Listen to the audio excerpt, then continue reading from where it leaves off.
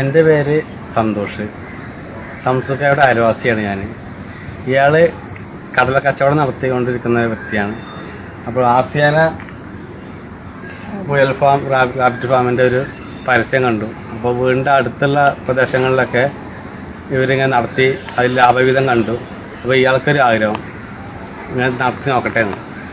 അപ്പോൾ ഇയാൾ ഇപ്പോൾ തിരൂർ അടുത്ത സ്ഥലത്ത് താഴെപ്പാലം സ്ഥലത്ത് പോയി ഈ ഫാം കണ്ടു, ഇഷ്ടപ്പെട്ടു.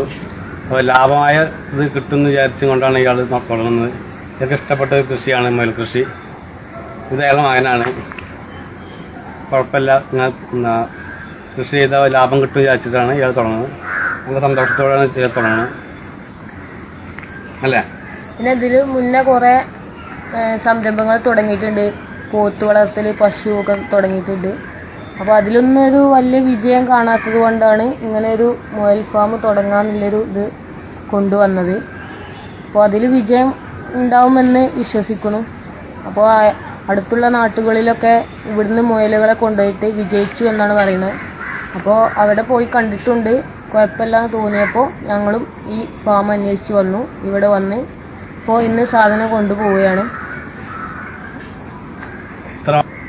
പിന്നെ ഇതിൻ്റെ ഉപ്പയാണ്.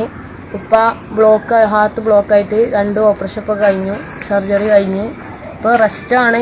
അപ്പോൾ ജീവിക്കാൻ വേറൊരു മാർഗമില്ലാത്തത് കൊണ്ട് ഇങ്ങനൊരു സംരംഭം തുടങ്ങുകയാണ്.